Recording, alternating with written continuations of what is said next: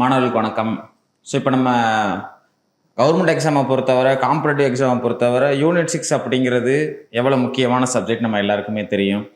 ஏன்னா group 2, group 4ல் 20 கொஸ்டினும், group 1ல் 40 கொஸ்டினும் கேட்குற ஒரு முக்கியமான ஜிஎஸ்ல முக்கியமானது.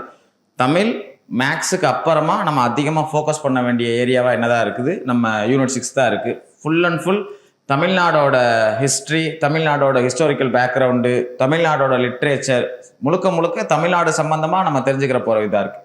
அப்போ இவ்வளோ முக்கியமான ஒரு பர்டிகுலர் டாப்பிக்கு நம்ம என்ன பண்ணி ஆகணும்னா கொஞ்சம் ஸ்பெஷலான ஃபோக்கஸ் நம்ம கொடுத்தே ஆகணும். அதுக்காண்டி தான் நம்ம டேஃப் ஆன்லைன் படிப்பகமும் டேஃப் இன்ஸ்டியூட் என்ன பண்ணோம் அப்படின்னா, மன்னன் அப்படின்னு போன வருஷமே நம்ம மன்னன் அப்படின்னு ஒரு இதே மாதிரி யூனிட் 6க்கு நம்ம ஹேண்டில் பண்ணோம். ஸோ அதோட அடுத்த வெர்ஷனாக வரப்போகிற எக்ஸாம்களுக்கு யூஸ் ஆகிற மாதிரி குரூப் 1க்கும் குரூப் 2 நம்ம குரூப் 4 எல்லாத்துக்கும் யூஸ் ஆகிற மாதிரி நம்ம ஸ்டார்ட் பண்ணியிருக்கோம்.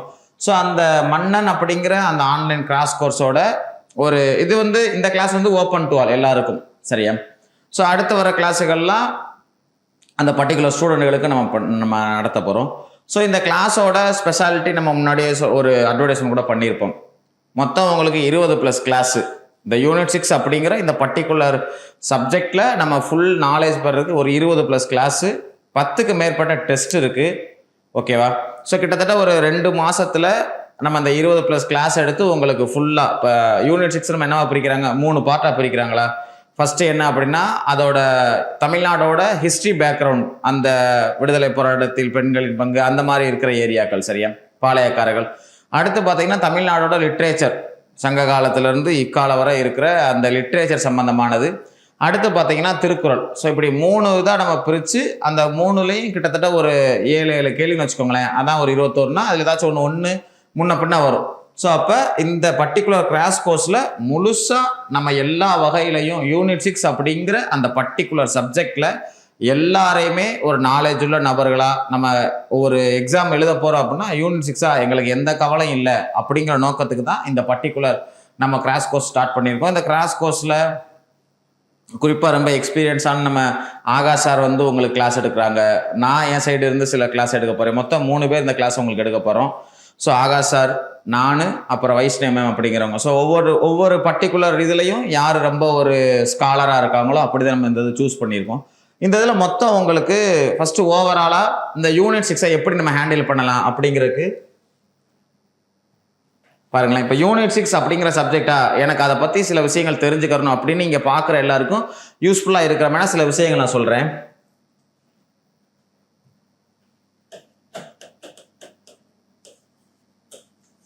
யூனிட் 6 நம்ம ஓரளவு 3 இதாக பிரிக்கலாம், சரியா?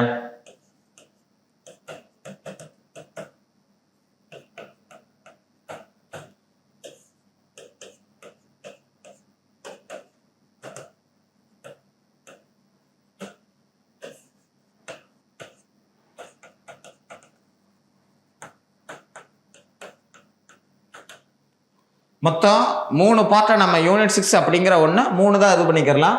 இந்த ஹிஸ்டாரிக்கல் பார்ட் அப்படிங்கிறது என்ன அப்படின்னா அதை இப்போ நான் ஃபுல்லாக உங்களுக்கு சொல்கிறேன். அதுக்கப்புறம் பார்த்தீங்கன்னா நம்ம லிட்ரேச்சர் பார்ட், அதுக்கப்புறம் பார்த்தீங்கன்னா திருக்குறள்னு சொல்லி 3 தான் பிரித்து இந்த கிளாஸை நீங்கள் இந்த ஒரு 1.5 மணி நேரம் கவனிக்கிறது மூலமாக யூனிட் 6 எனக்கு ஓரளவு எனக்கு சப்ஜெக்ட் நாலேஜில் எனக்கு நான் 4 பேர்கிட்ட சொல்கிற அளவு வந்துட்டேன்னு தெரிஞ்சுக்கிட்டிங்கன்னா இந்த கிளாஸ் சக்ஸஸ் அப்படின்னு நான் நினைக்கிறேன், சரியா? ஸோ ஃபஸ்ட்டு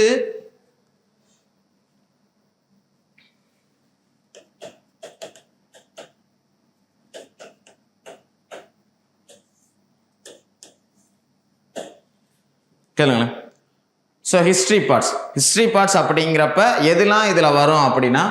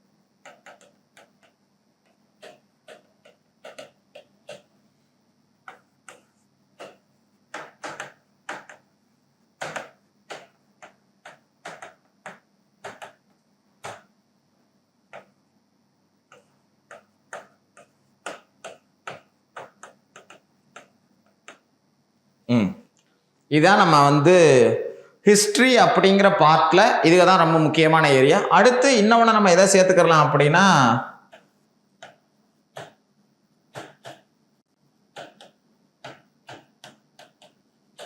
இதுதான் இந்த 8 பார்ட். சரியா? இந்த 8 டாபிக் நம்ம பார்த்துட்டோம் அப்படின்னா நம்ம உங்களுக்கு இப்போ குறிப்பா இப்போ குரூப் 4 குரூப் 2 இதுல இந்த ஏரியாவில் 7 கொஸ்டின் அல்லது 7ல இருந்து 8 கொஸ்டின் கேட்குற ஏரியா இது. சரியா? இதே குரூப் பண்ணா ஒரு 15 கொஸ்டின் கேட்குற ஏரியா. இப்போ இதைத்தான் இந்த இதுகளை தான் கிட்டத்தட்ட நீட்டி முளைக்கு நம்ம ஐஎன்எம்லையும் பார்க்க போகிறோம். ஐஎன்எம்ல இந்திய நேஷனல் மூவ்மெண்ட்ல இந்திய அளவில் நடந்த விடுதலை போராட்டம் பார்க்க போகிறோம். அதுவே அதே டயத்தில் தமிழ்நாட்டில் என்ன நடந்துச்சு அப்படின்னு பார்த்தீங்கன்னா இந்த ஏரியா. அதனால நீங்கள் என்ன பண்ணணும் அப்படின்னா இது உங்களுக்கு ஒரு இது மாதிரியே சொல்கிறேன். நீங்கள் ஐஎன்எம் படிக்கும் போதே இப்போ உதாரணத்துக்கு காந்தியன் ஃபேஸ் இருக்குல்ல, காந்தியன் எரானா காந்தி இப்போ ஒத்துழையாமை இயக்கம் ஆரம்பிக்கிறாரு, இல்லை ரவுலட் சட்டம் உருவாகிற சமயத்தில் காந்தி எப்படி என்ன இந்தியாவில் பண்ணாங்கன்னு படிக்கும் போதே தமிழ்நாட்டில் அவங்க என்ன பண்ணாங்க அப்படின்னு படிச்சிங்கன்னா இந்த டாப்பிக்கெல்லாம் நீங்கள் கூட சேர்ந்து அப்படியே படிச்சுட்டே வர ஆரம்பிச்சிருவீங்க. இப்போ உதாரணத்துக்கு ஃபர்ஸ்ட்டு ஐஎன்எம்ல தேசிய மறுமலர்ச்சின்னு ஒன்று இருக்கா, அந்த தேசிய மறுமலர்ச்சியில் இந்திய அளவில் வெள்ளக்காரங்க வந்தனால என்ன மாற்றங்கள் நடந்துச்சு நம்ம படிப்போமா, அதே தான் இது. தமிழ்நாட்டில் என்ன நடந்துச்சுன்னு பார்த்தீங்கன்னா அது தமிழ்நாட்டோட சீர்திருத்த. உதாரணத்துக்கு நீங்கள் ஐஎன்எம்ல ராஜாராம் மோகன் ராய் படிக்கிறீங்க, தமிழ்நாட்டில் வள்ளலார் படிக்க போறீங்க. ஸோ படிக்கும் போதே நீங்கள் 10 பேர் தனித்தனியாக படிக்காமல் 20 பேரும் சேர்த்து படிச்சிட்டிங்கன்னா ஒரே டயத்தில் நீங்கள் 2 டாபிக் முடிச்ச மாதிரி, இந்த சப்ஜெக்டில் ஒரு டாபிக் அந்த சப்ஜெக்டில் ஒரு டாபிக் முடிச்ச மாதிரி. அதே மாதிரி தான் ஐஎன்எம்ல 2வது டாபிக் என்ன, ஏர்லி அஜிடேஷன் அகேன்ஸ்ட் பிரிட்டிஷ், ஆங்கிலேயருக்கான தொடக்க கால கிளர்ச்சி, அது இந்திய அளவில், இது தமிழ்நாட்டில். ஸோ இப்படி நீங்கள் ஐஎன்எம் படிக்கும் போதே 2யுமே சேர்த்து படிச்சுக்கலாங்கிறத ஞாபகம் வச்சுக்கோங்க. ஏன்னா அப்படின்னா உங்களுக்கு பெரிய விஷயமா தெரியாது. இல்லாட்டி இது தனியாக அது தனியாக படிக்கிறதுக்கு 2யும் சேர்த்து வச்சு நம்ம ஈஸியாக படிச்சிடலாம். ஸோ இப்போ இதுக்கு ஓவராலாக ஒரு ஓவர்வியூ கொடுக்குறேன். சரியா? ஸோ இந்த டாபிக்களுக்கு ஒரு ஓவர்வியூ கொடுக்குறேன். அப்படி நம்ம அடுத்த லிட்ரேச்சர் பார்ட், அடுத்த திருக்குறள் பார்த்தோம்னா ஓகே. சரி, இப்போ ஃபர்ஸ்ட் பாளையக்காரர்கள். பாளையக்காரர்களில் நம்ம ஸ்கூல் புக்கை மட்டும் நம்பி இருந்தோம்னா சில சமயங்கள் அடி விழுந்துடும். சரியா? ஸ்கூல் புக் தான் பேசிக் எதா இருந்தாலும். சரியா? ஸ்கூல் புக் தான் நமக்கு எல்லா வகையிலையும் வேதம், அந்த இதில் எந்த டவுட்டும் இல்லை. ஆனால் ஸ்கூல் புக் 10 பத்த மாட்டேங்குது. இப்போ உதாரணத்துக்கு ஒரு கேள்வி சொன்னேன், 2 உலகங்களின் அரசன் என்று அழைக்கப்படுபவர் யார் அப்படின்னு ஒரு கேள்வி கேட்டிருக்காங்க. யாருக்குமே தெரியாது. பாளையக்காரர்கள் இப்போ உதாரணத்துக்கு இப்போ பூலித்தேவன், இல்லை மருது சகோதரர்கள், மருதநாயகம், இல்லை தீரன் சின்னமலை, அந்த மாதிரி ஏதாச்சும் கேட்டால் பரவாயில்ல. தூண்டாஜி வாக் அவரை பற்றி கேட்டிருக்காங்க. தூண்டாஜி வாக்கு வந்து ஸ்கூல் புக்கில் தூண்டாஜி வாக்குன்னு ஒரு இடத்துல வரி இருக்கு, அவ்வளோதான். அவங்க மருது சகோதரருக்கு சப்போர்ட் பண்ணாங்க.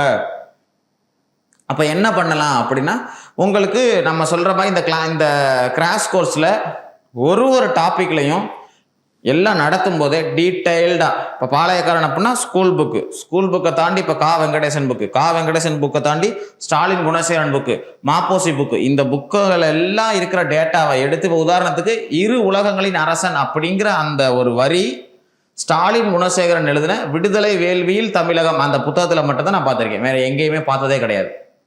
அப்போ அங்கேருந்து நம்ம டேட்டா எடுத்துக்கிறோம், அந்த டேட்டாவை எடுத்து நம்ம உங்களுக்கு கொடுக்க ரெடியாக இருக்கும். சரியா? ஸோ அப்போ ஃபஸ்ட்டு நம்ம படிக்கிறது அப்படிங்கிறப்ப எப்படி படிச்சுக்கலாம் அப்படின்னா ஸ்கூல் புக்கை படித்து முடிச்சிட்டிங்கன்னா ஸ்கூல் புக்கிலேயே இதுக்கு முந்தின எடிஷன்களில் அந்த டாப்பிக்கில் ஏதாச்சும் எக்ஸ்ட்ரா தகவல் இருக்கான்னு பார்த்துக்கறணும். இதெல்லாம் ப்ரொசீஜர். ஸ்கூல் புக்கு இப்போ இருக்கிற எடிஷன் படிக்கிறீங்க, இப்போ எடுக்கிற எடிஷன் படித்து முடிச்சிட்டிங்க அப்படின்னா இதே பழைய எடிஷனில் இந்த டாப்பிக்கில் கூட குறை ஏதாச்சும் ஒன்றும் இல்லை. நீங்கள் இப்போ இருக்கிற எடிஷன் படித்து முடிச்சிட்டிங்கன்னா பழைய எடிஷனில் என்ன இருக்கும்னா ஏதாச்சும் ஒரு பாயிண்ட் கூட இருக்கும், இல்லை கம்மியாக இருக்கும். கம்மியாக இருந்தால் பிரச்சனை கிடையாது, கூட இருந்தால் அதில் இருக்கிற பாயிண்ட் எடுத்து இங்கே போடணும்.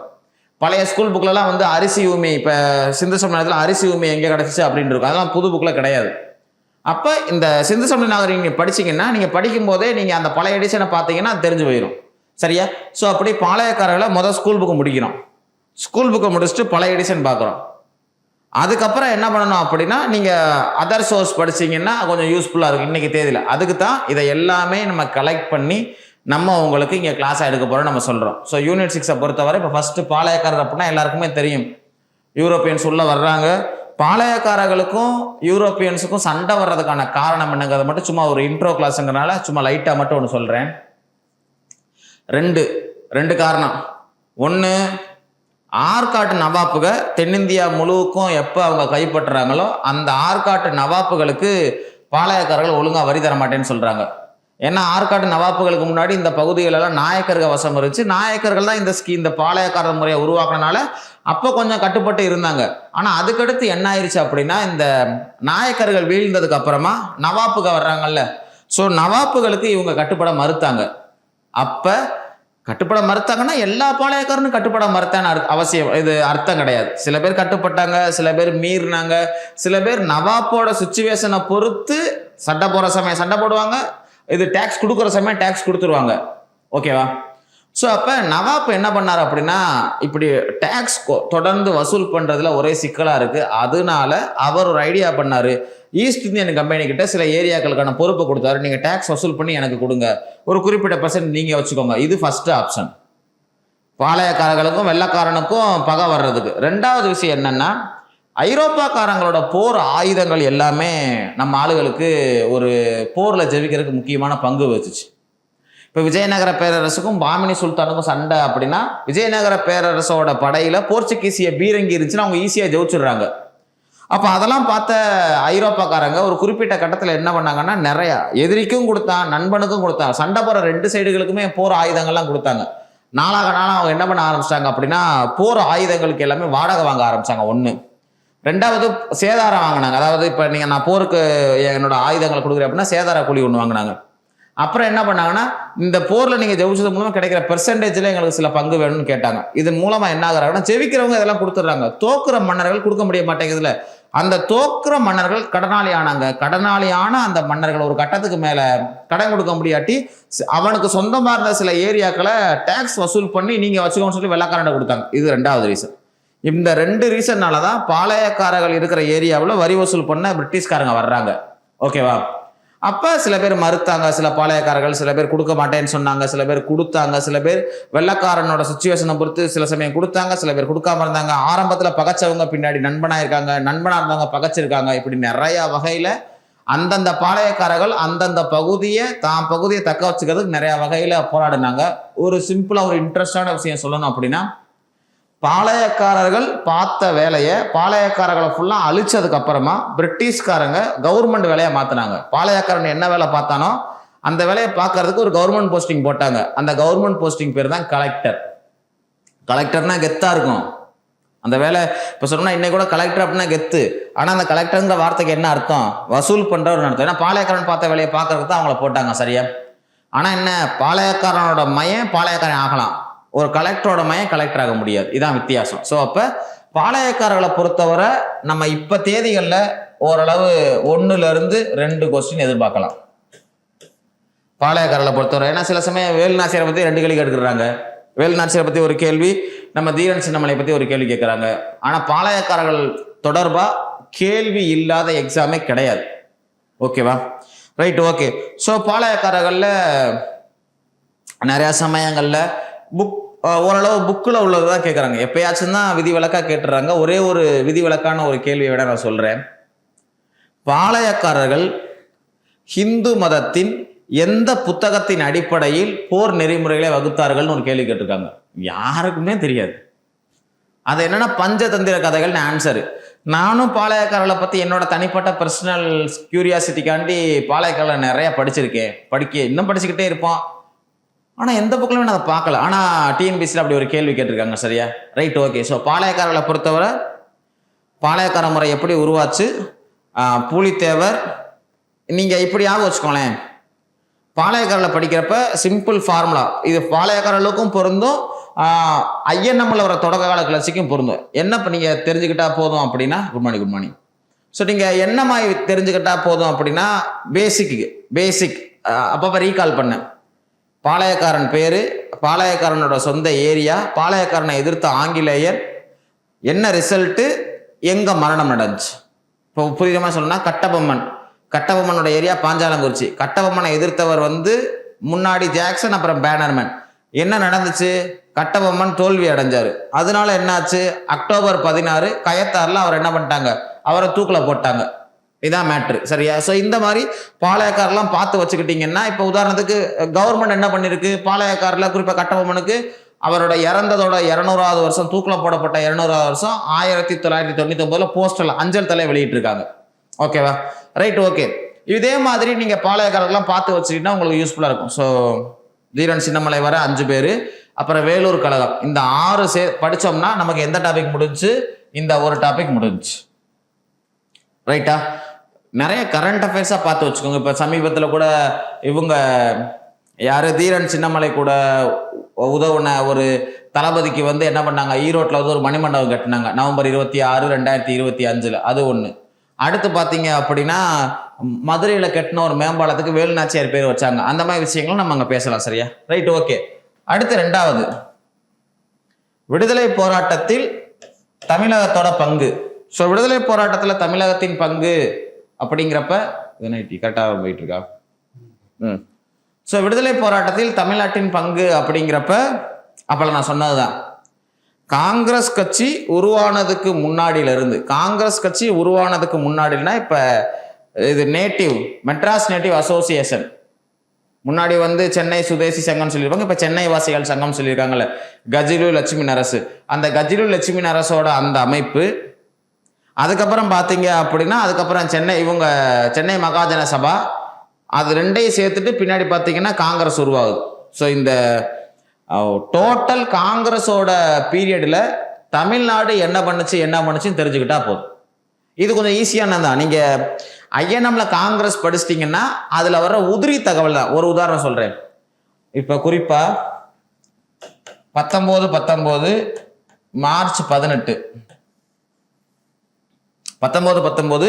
மார்ச் 18 இதான் வந்து ரவுலட் ஆக்ட் வந்து எஸ்டாப்ளிஷ் பண்ணது. ரவுலட் சட்டம் உருவாக்கின நாள் இதான்.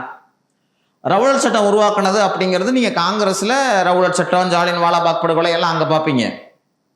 அது நான் என்ன சொல்கிறேன்னா, அப்படி படிக்கும்போது அந்த சம்பவம் நடந்தப்ப தமிழ்நாட்டில் என்ன பண்ணாங்கன்னு நீங்கள் தெரிஞ்சுக்கணும். இப்போ உதாரணத்துக்கு 19 மார்ச் 18 நம்ம காந்தி என்ன பண்ணுறாரு, சென்னையில் இருக்கார். அப்போ இந்த சட்டத்துக்கு எதிராக, ரவுலட் சட்டத்துக்கு எதிராக அவர் என்ன பண்ணுறாருன்னா அவர் சில விஷயங்கள் பண்ணுறாரு. சரியா? ஸோ சத்தியாகிரக சபா அப்படின்னு, சென்னை சத்தியாகிரக சபா அப்படின்னு ஒரு அமைப்பு, சத்தியாகிரக சபா. அடுத்து சத்தியாகிரகி அப்படின்னு இந்த பர்டிகுலர் விஷயத்துக்காண்டி என்ன பண்றாரு, ஒரு பத்திரிகையும் தொடங்குறாரு. ஸோ இதை தான் சொல்றேன். அடுத்து ரொம்ப ஃபேமஸானது அப்படின்னா இப்போ உதாரணத்துக்கு தண்டி யாத்திரை அங்கே நடந்துக்கிட்டு இருக்கு. ஸோ தண்டி யாத்திரை நடந்துக்கிட்டு இருக்கிறப்ப தமிழ்நாட்டில் என்ன பண்ணாங்க, போன முடிஞ்சதுக்கு முந்தின குரூப் 2 மெயின்ஸோட கேட்டாங்க, இந்த மாதிரி தஞ்சாவூரில் வந்து தண்டி யாத்திரை மாதிரி தமிழ்நாட்டில் போனப்போ கலெக்டராக யார் இருந்தா அப்படின்னு கேட்டாங்க. அப்புறம் கேட்டிருக்காங்க, நம்ம இங்கே குறிப்பாக ராஜாஜி தலைமையில் போன அந்த வேதாரண்யம் அந்த சத்தியாகிரகம் வந்து எந்த இடத்துலேருந்து ஸ்டார்ட் பண்ணியிருக்காங்க, டிஎஸ்எஸ் ராஜனோட வீட்டிலேருந்து ஸ்டார்ட் பண்ணியிருக்காங்க, எத்தனை பேர் கைது பண்ணப்பட்டாங்க, 12 பேர்.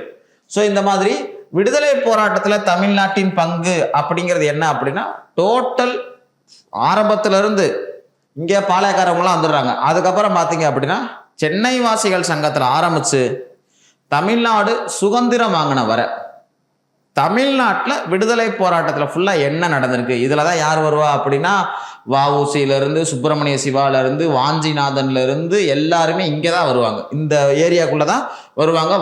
வஉசியில் நீங்கள் மேக்சிமம் எப்படியாவது வஉசி அண்டு அவங்களோட கூட்டாளி இதுகள்லேருந்து நீங்கள் ஒரு கொஸ்டின் கண்டிப்பாக எக்ஸ்பெக்ட் பண்ணலாம்.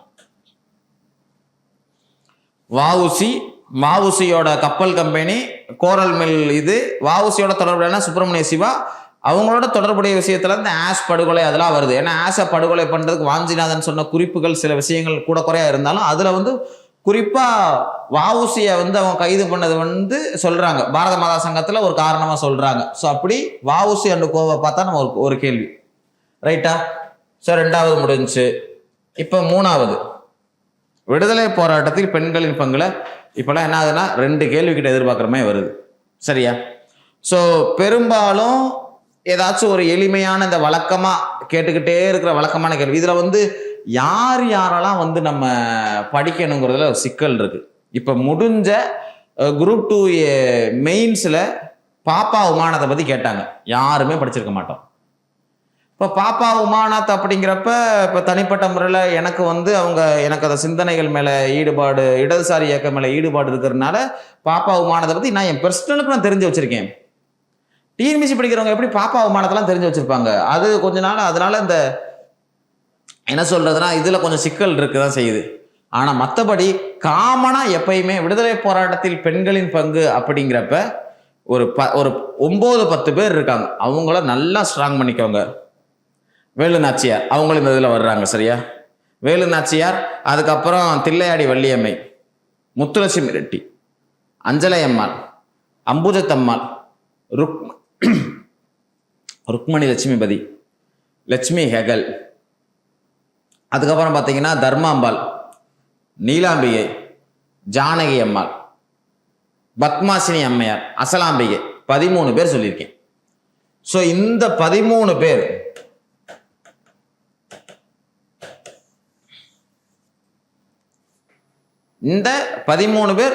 எப்பயுமே எக்ஸாம்ல கேட்கப்படுற ஆளுங்க. சரியா? ஸோ எக்ஸாம்ல தொடர்ந்து கேட்கப்படுற மூவலூர் ராமாவதி அம்மையார். ஸோ ஒரு 15 பேர் வச்சுக்கோங்களேன், 15 பெண் தலைவர்கள். இந்த 15 பெண் தலைவர்கள்ல எந்த அளவு நம்ம ஸ்ட்ராங்கா படிச்சு வச்சுக்கிறோமோ நம்ம எக்ஸாம்ல ஓரளவு நம்ம சமாளிச்சிடலாம். எப்பயாச்சும் கேட்குற விதிவிலக்கா கேட்குற கஷ்டமான கேள்விகளை வச்சு நம்ம அதை உதாரணம் எடுத்துக்க கூடாது. நான் என்னோட முழு எஃபர்ட் போடுறேன், அங்க என்ன நடக்கிறதுக்கு நான் பொறுப்பு கிடையாது. நான் என் சைடு முழு எஃபர்ட் போறேன்னு சொல்லி இந்த 15 பெண்களை மறுபடியும் நான் சொல்றேன். வேலு நாச்சியார், அதுக்கப்புறம் நம்ம யாரு, முத்துலட்சுமி ரெட்டி, தில்லையாடி வள்ளியம்மை, மூவலூர் ராமாவிரத அம்மையார், கடலூர் அஞ்சலை அம்மன், தர்மாம்பாள், நீலாம்பிகை, அம்புஜத்தம்மாள், அசலாம்பிகை, அதுக்கப்புறம் நம்ம யாரை சொல்லலாம் அப்படின்னா ருக்மணி லட்சுமிபதி. ஓகேவா? அதுக்கப்புறம் நான் சொன்ன மாதிரி ஜானகி அம்மாள், கேபி ஜானகி அம்மாள். அதுக்கப்புறம் நம்ம நிறையா யார் வர்றோன்னா மிச்சம் இந்த உதிரியாளர்கள் லட்சுமி கெகல், இந்த மாதிரி தான். ஸோ இந்த மாதிரி ஆளுகள்லாம் பார்த்து வச்சுக்கோங்க. சில சமயங்களில் பெருவாரியான கேள்வி ஒரு 2-3 பேர்ல சுற்றி வந்துக்கிட்டே இருக்கு. ராணி மங்கம்மாளை அவ்வளோ பெருசாக அவங்க ரொம்ப ஒரு ஏதாச்சும் ஒரு விதிவிலக்கா எங்கேயாச்சும் கேட்குறாங்களே ஒழிய ராணி மங்கம்மாளுக்கு அவ்வளோ பெருசாக இதுவரை கேட்டதில்லை. சரியா? Right, okay. ஸோ கேளுங்களேன். கேட்கறதுனா இப்போ ராணி மங்கம்மாள் மாதிரி நம்ம யாரை சொல்லலாம், தோழர் பாப்பா உமாநாத் அப்படின்னு ஒன்று சொல்லலாம்.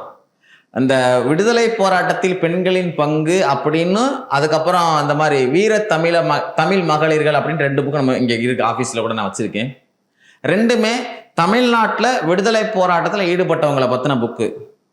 அதில் யாரெல்லாம் இருக்குதுன்னா அவங்களுக்கு நம்பவே முடியாது. மனோரமா இருக்காங்க, நம்ம ஆட்சி சினிமா நடிகை மனோரமா இருக்காங்க, கேபி சுந்தராமால் இருக்காங்க, இந்த மாதிரி நிறைய பேர் இருக்காங்க. ஸோ நம்ம எல்லாருமே நம்ம கணக்கில் இன்ட்ரெஸ்ட் இருக்கிறவங்க படிச்சுக்கலாம். ரைட், ஓகேவா? ஸோ அப்போ இவங்கள்லேருந்து எப்பயுமே நமக்கு ஒரு கேள்வியிலேருந்து 2 கேள்வி வந்து கன்ஃபார்ம் கேட்டுடுறாங்க. சரியா? அடுத்து இதை எல்லாத்தையும் நம்ம ஒரு முக்கோண காதல் மாதிரி படிச்சிடலாம். அந்த 4-5 இருக்குல்ல, 4-5 பொறுத்தவரை நம்ம ஒரு ட்ரையாங்கிளா சூப்பராக அதை இது பண்ணிக்கலாம். என்ன பண்ணலாம் அப்படின்னா சிம்பிள், நான் சொல்றேன். ஃபர்ஸ்ட் பெரியாரை நல்லா படிச்சு முடிச்சிருங்க. இப்போ நீதி கட்சி, சுயமரியாதை இயக்கம், திராவிட இயக்கம். நீதி கட்சி, சுயமரியாதை இயக்கம், திராவிட இயக்கம், இந்த 3 இருக்குல்ல. இந்த 3க்கு சிம்பிளா நான் சொல்றேன், பெரியாரை நல்லா படிச்சு முடிச்சிருங்க. சரியா? பெரியாரை கடல். நான் ஒரு தலைவரை எப்படி அப்ரோச் பண்றது நான் வேணா ஒரு ஹிண்ட் கொடுக்குறேன். சரியா? இப்ப பெரியாரை பத்தி நம்மகிட்டயே டேஃப்ல வந்து நான் ஃபைனல் பண்ணி வச்சிருக்க ஒரு ஃபைல் கூட என்கிட்ட இருக்கு. 70 சில்லற பக்கம் இருக்கு. அதை சுருக்குன வெர்ஷனா ஒரு 40 சில்லற பக்கம் கூட இருக்குன்னு வச்சுக்கோங்களேன். அப்ப அந்த 40 சில்லற பக்கத்தையும் நான் வரி விடாம படிக்கணுமா அப்படின்னா அப்படி படிக்க கூடாது. பெரியார்னு ஒரு நபர் எடுக்கிறீங்க. இப்ப உங்களுக்காண்டி இது சொல்றேன் பாருங்களேன்.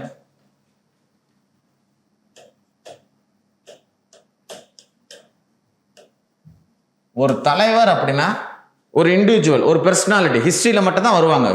நம்ம மன்னர்களா இருக்கட்டும், மன்னர்களுக்கு நான் சொல்றது பொருந்தாது.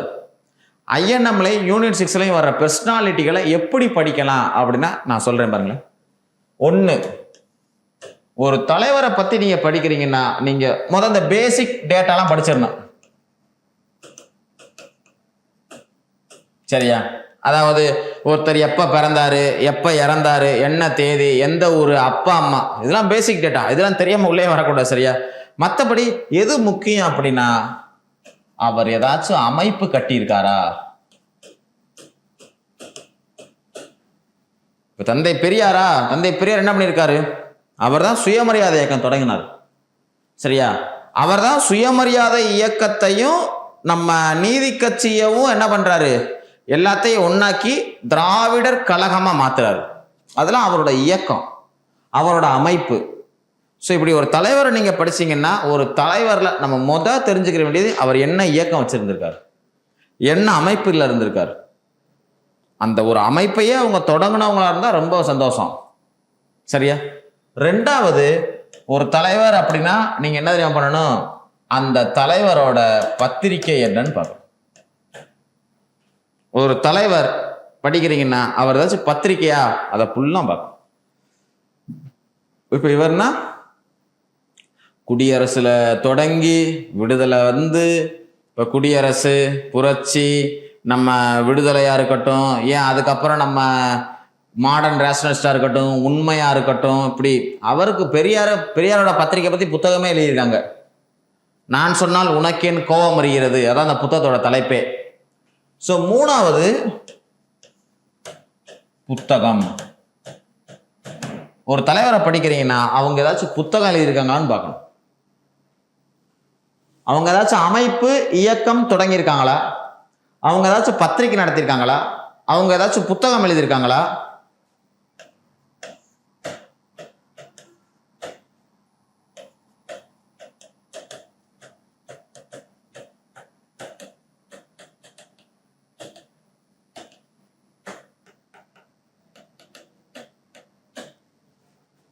நாலாவது, இது நான் பார்க்கணும்.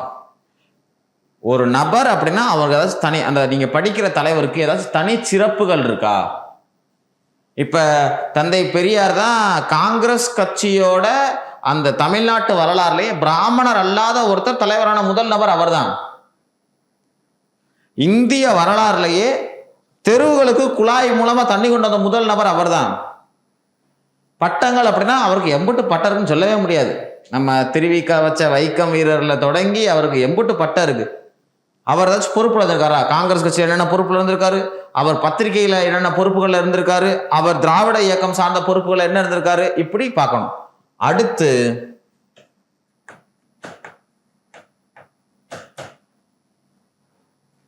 கூற்று. அவங்க என்னெல்லாம் டயலாக் சொல்லியிருக்காங்க. தந்தை பெரியாரா பெண்களை பத்தி என்ன சொல்லியிருக்காரு, தந்தை பெரியாரா காந்தியை பத்தி என்ன சொல்லியிருக்காரு, தந்தை பெரியாரா காங்கிரஸை பத்தி என்ன சொல்லியிருக்காரு, தந்தை பெரியாரா நீதி கட்சியை பத்தி என்ன சொல்லியிருக்காரு, தந்தை பெரியாரா ஹிந்தி எதிர்ப்பு இயக்கத்தை பத்தி என்ன சொல்லியிருக்காரு. இப்படி அவங்க சொன்ன கூற்றுகள், கூற்றுகளை பொறுத்தவரை நீங்க ரொம்ப எக்ஸ்ட்ராடினரி, அப்படியே உலக அறிவுறத்தோட ஸ்கூல் புக்கில் இருக்கிற கூற்றுகளை பார்த்து வச்சுக்கோங்க. எக்ஸ்ட்ரா ஏதாச்சும் ஒரு புத்தகத்தை பார்த்து வச்சுக்கோங்க. சரியா? இந்த இது தாரக மந்திரம் மாதிரி. இப்படி நான் ஒருவேளை உங்களுக்கு பெரியாரை பத்தி ஒரு 70 பக்க பிடிஎஃப் ஒன்று கொடுத்தேன் அப்படின்னா, அந்த 70 பக்க பிடிஎஃப்ல இருந்து இதுகளை மட்டும் நீங்க தனியா எடுத்தீங்கன்னா 1.5 பக்கம் வரும். அதுதான் கேள்வி கேட்குற ஏரியா. வேற இப்ப கேள்வியே கேட்க மாட்டாங்களா, இது படிச்சா போதுமாண்டா? அப்படிலாம் கிடையாது. இதுல அதிகமான கேள்வி கேட்கறாங்க, இதுதான் கேள்வி கேட்பாங்கன்னு சொல்ல முடியாது. ஆனா 80% நீங்க யாரை வேணாலும், எந்த தலைவர், காந்தி எடுத்துக்கோங்க, நீங்க அம்பேத்கர் எடுத்துக்கோங்க, நீங்க பெரியார் எடுத்துக்கோங்க, அண்ணாவை எடுத்துக்கோங்க, இப்படிதான் கேட்பாங்க. அதனால இந்த ஃபார்முலா மாதிரி ஒரு ஞாபகம் வச்சுக்கோங்க. சரியா? Right, okay. ஸோ அப்படி நீங்க யாரை பார்த்தோம்னா பெரியாரை நல்லா பார்த்தோம். நீங்க பெரியாரை ஏன் நான் எடுத்தவொன்னே படிங்க அப்படின்னு சொல்லணும். இந்த 2 இதுக்கு, நீதி கட்சி, சுயமரியாதை இயக்கம், திராவிட இயக்கம், பெரியார், அண்ணா, இந்த 5 தலைப்புக்கும் நான் சொல்றேன், பெரியாரை படிங்க, எல்லாமே கனெக்ட் ஆயிடும். இப்ப நீங்க பெரியாரை படிச்சிட்டீங்கன்னா, பெரியார் அவரோட வாழ்க்கை போகும்போதே நீதி கட்சியில் அவர் என்னென்ன தொடர்புல இருந்தார், நீதி கட்சிக்கு என்னென்ன ஸ்கீம் அவர் எழுதி கொடுத்தார், நீதி கட்சியோட ஆட்சி அவர் எப்படிலாம் ஆதரிச்சார், நீதி கட்சி அவர் எப்படி எதிர்த்தாரு, நீதி கட்சியை ஏன் அவர் பின்னாடி அவரை அழிச்சு என்ன பண்ணாருன்னா அவர் திராவிட கழகம் கொண்டு வந்தாரு. அதே மாதிரி சுயமரியாதை இயக்கம் ஆரம்பிக்கிறதே பெரியார் தான். திராவிட இயக்கம், இவங்க குறிப்பா திராவிடர் கழகம் பெரியார் தான் ஆரம்பிக்கிறாரு. இவங்கள்ல இருந்து பிரிஞ்சு போன திராவிட முன்னேற்ற கழகம் பெரியார்ல இருந்து பிரிஞ்சு போறாங்க. புரியுதா நான் சொல்றது? ஸோ அவர் தான் மையம். பெரியார் தான் இந்த 2 டாபிக்கோட உண்மையாவே இந்த 2 டாபிக்ல இருந்து காமனா குரூப் 2 குரூப் 4 2 கேள்வி கேட்குறாங்க. இதே 4ல இருந்து 5 கேள்வி கிட்ட கேட்பாங்க. பெரியார்லேயே 2 கேள்வி கேட்டுருவாங்க குரூப் 1 அந்த பையனா. புரியுதா? ஸோ அப்போ நீங்கள் ஃபுல்லாக பெரியாரை பார்த்து வச்சுக்கோங்க. பெரியாரை பார்த்துட்டு நீங்கள் அண்ணாவை பார்த்தீங்கனாலே இது ஃபுல்லாக வந்துடும். நீதி கட்சிக்கு மட்டும் நம்ம என்ன பண்ண வேண்டியிருக்கும்னா அந்த 5-6 முதலமைச்சர்களை பார்க்க வேண்டியிருக்கும். நீதி கட்சியோட ஸ்கீம்ஸை பார்க்குற மாதிரி இருக்கும். நீதி கட்சி எப்படி தோற்றுவிச்சாங்க, அது தோற்ற பின்னணி என்ன, நீதி கட்சியை தோற்றுவிச்ச ஆளுங்க, அப்புறம் இந்த மேனிஃபெஸ்டோ, அவங்களோட மேனிஃபெஸ்டோ, ஒருத்தவங்களும் கொண்டு வந்த ஸ்கீமு. இப்போ உதாரணத்துக்கு பெண்களை சட்டமன்றத்துக்கு கொண்டு வந்த ஸ்கீமாக இருக்கட்டும், தேவதாசி முறையை ஒழிச்ச ஸ்கீமாக இருக்கட்டும், அவங்க அறநிலையத்துறை கொண்டு வந்த ஸ்கீமாக இருக்கட்டும், அண்ணாமலை யூனிவர்சிட்டி, ஆந்திரா யூனிவர்சிட்டி கொண்டு வந்ததாக இருக்கட்டும், இந்த மாதிரி எல்லா விஷயமான ஸ்கீமும் கொண்டு வந்திருப்பாங்க இல்லையா. இவங்க முத்தையா அவங்க கொண்டு வந்த ரிசர்வேஷனாக இருக்கட்டும், இந்த மாதிரி ஸ்கீமை ஃபுல்லாகவே நல்லா மனப்பாடம் பண்ணி வச்சுக்கணும். அப்புறம் நீங்கள் ஒரு எக்ஸ்ட்ரீமாக படிக்க நினைக்கிறீங்க அப்படின்னா அவங்களோட மாநாடுகள், இப்போ உதாரணத்துக்கு பெரியார்லையும் அண்ணாவிலையும் நீதி கட்சியிலையும் சுயமரியாதை இயக்கத்திலையும் குழப்புற ஏரியா அப்படின்னா மாநாடுகள் தான். சுயமரியாதை இயக்க மாநாடுகளாக இருக்கட்டும், நீதி கட்சியோட மாநாடுகளாக இருக்கட்டும், திராவிட இயக்க மாநாடுகளாக இருக்கும், பெரியார் ஹிந்தி எதிர்ப்புக்கு கொண்டு வந்த மாநாடுகளாக இருக்கட்டும், அண்ணா ஹிந்தி எதிர்ப்பு கொண்டு வந்த மாநாடுகளாக இருக்கட்டும், இவங்கள எல்லாருமே பத்திரிகை நிறைய நடத்தியிருப்பாங்க. சரியா? ஸோ அப்போ இந்த மன்னன் பேட்ச் இப்போ கரெக்டாக May 17 இது ஃபர்ஸ்ட் கிளாஸ். அதுக்கப்புறம் பார்த்தீங்க அப்படின்னா எல்லா வகையிலையும் அது உங்களுக்கு நீங்கள் ஆன்லைன் அந்த இதில் கூட நம்ம நம்பர் இருக்கும், அதில் கால் பண்ணி பேசிக்கோங்க. வர்ற வாரங்கள்லேருந்தே அது ஸ்டார்ட் ஆகுது. இப்போ குறிப்பாக இது இன்ட்ரோ கிளாஸ் மாதிரி. அப்புறம் ஃபுல்லாமே அவங்க நம்பர் இருக்கும் டிஸ்கிரிப்ஷனில், அந்த கூட இது பண்ணிக்கோங்க. சரியா? Right, okay. ஸோ அப்போ திராவிட இயக்கம், நீதி கட்சி, அதே மாதிரி நீங்கள் திராவிட முன்னேற்ற கழகம் திமுக இருக்கு இல்லையா, திமுகலையும் அவங்களோட ஸ்கீம்ஸ் எல்லாமே நீங்கள் பார்த்து வச்சுக்கணும். அவங்க தமிழ்நாடு பேர் கொண்டு வந்ததாக இருக்கட்டும், அவங்க ஒருபடி அரிசி கொண்டு வந்ததாக இருக்கட்டும். சரியா? ஸோ அந்த மாதிரி எல்லாத்தையும் பார்த்து வச்சுக்கணும். இதுகள்லாம் இந்தது. அடுத்து பார்த்தீங்க அப்படின்னா சீர்திருத்த இயக்கம். ஸோ சீர்திருத்த இயக்கத்தை பொறுத்தவரை INM-ல இந்திய நேஷனல் மூவ்மெண்ட்ல பார்த்தீங்கன்னா எடுத்தவொன்னா முதல் டாப்பிக்கே என்ன அப்படின்னா நேஷனல் ரெனைசான்ஸ் அப்படிங்கிறதான், தேசிய மறுமலர்ச்சி. ஆங்கிலேயர்கள் உள்ள வந்தனால எஜுகேஷன் எப்படி வந்துச்சு, எஜுகேஷன் வந்தனால நம்ம எப்படி ரைட் உரிமைகள் சார்ந்து பேச ஆரம்பித்தோம், இதெல்லாம் அதில் வருவாங்க. சமூக சமய அரசியல் பொருளாதார மாற்றங்கள். வெள்ளைக்காரங்க உள்ள வந்தனால நம்மளோட சமூகம் என்ன மாதிரி மாறுச்சு, வெள்ளைக்காரங்க உள்ள வந்தனால நம்மளோட வழிபாட்டு முறைகள் மதம் சார்ந்து என்ன மாறுச்சு, அவங்க உள்ள வந்தனால என்ன மாதிரி அரசியல் விஷயங்கள் நம்ம எழுச்சி ஆடுங்க, அவங்க வந்தனால என்ன மாதிரி பொருளாதார மாற்றங்கள் வந்துச்சு, இதுக்கு எல்லாம் தான் அது. அப்படி அங்கே வந்த சமயங்களில் தமிழ்நாட்டில் என்ன நடந்துச்சு? இப்போ தமிழ்நாட்டில் முத்துக்குட்டி அப்போ தான் வர்றாரு. தமிழ்நாட்டோட முதல் ஒரு சீர்திருத்தவாதி அப்படின்னா முத்துக்குட்டி. சரியா? வைகுண்டர் இருக்கார்ல, அவர் தான் வைகுண்டரை பற்றி நம்மளோட ஃபுல் டேட்டாக்கள் இது எல்லாமே வைகுண்டர், வள்ளலார், அயோத்திதாசர், நாராயணகுரு, அப்புறம் நீங்கள் ரெட்டமலை சீனிவாசன், அதுக்கப்புறம் MC ராஜா, அந்த மாதிரிலாம் நீங்கள் படிக்கிற சமயங்கள் நீங்கள் ஞாபகம் வச்சுக்கோங்க. நான் தலைவர்களுக்கு சொன்ன அந்த மெத்தடை நல்லா ஞாபகம் வச்சுக்கோங்க. ஒரு தலைவரை எப்படி நம்ம அப்ரோச் பண்ணலாம் அப்படிங்கிறத நான் சொன்னால் அந்த இதை பார்த்துக்கோங்க. நீங்கள் ப்ரீவியஸ் இயர் கொஸ்டின் எடுத்து பாருங்களேன். நீங்கள் ப்ரீவியஸ் இயர் கொஸ்டின் எடுத்து பார்த்தீங்கன்னா நான் பிரித்த கேட்டகரியில் நீங்கள் ஈஸியாக எல்லா கொஸ்டினையும் பொருத்த முடியும். ஏன்னா இப்போ சமீபத்தில் நம்ம டேஃபில் போட்ட ப்ரீவியஸ் இயர் கொஸ்டினுக்கு பயங்கரமாக நாங்கள் ஒரு 2-3 மாதம் வேலை பார்த்தோம். அதில் பார்த்து தான் நான் உங்களுக்கு இதெல்லாம் சொல்லிக்கிட்டு இருக்கேன், எப்படி தலைவர்களை எல்லாமே TNPSC அப்ரோச் பண்ணுறாங்க அப்படின்னு. சரியா?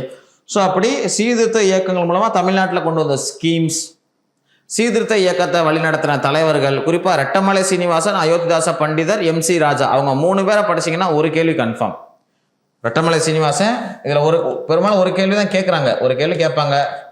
அதில் நீங்கள் எவ்வளோ முடியுமோ நம்ம ரெட்டமலை சீனிவாசன், ஏன்னா வள்ளலாறு, நம்ம அயோத்திதாச பண்டிதர், நீங்கள் முத்துக்குட்டி, இவங்க எல்லாமே INM ஃபர்ஸ்ட் டாபிக்லேயே வந்துடுறாங்க அவங்க.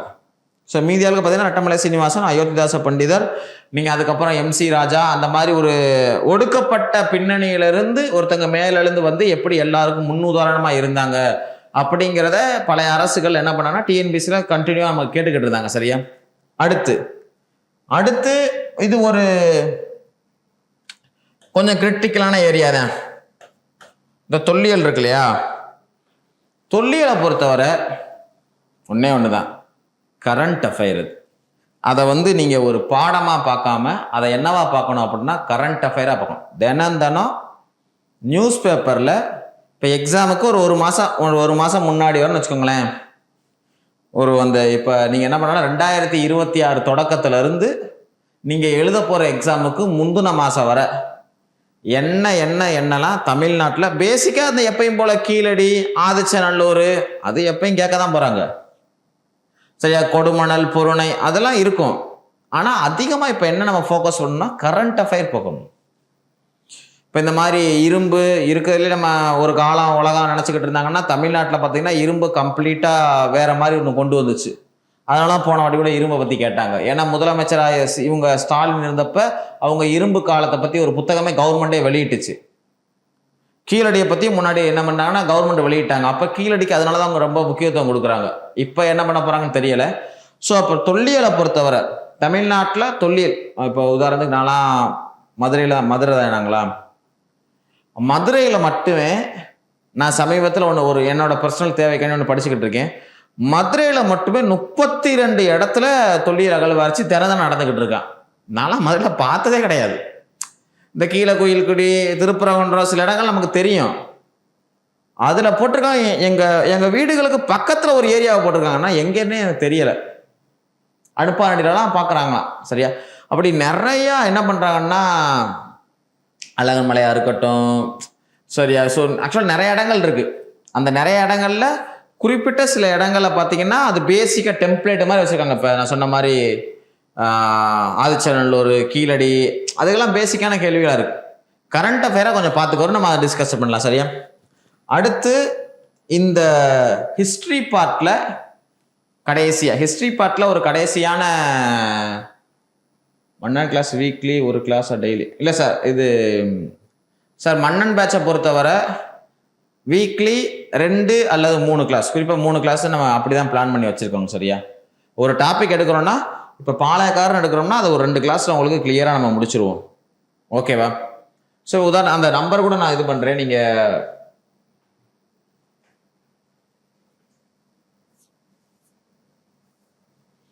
அந்த நம்பர் பார்த்துக்கோங்க.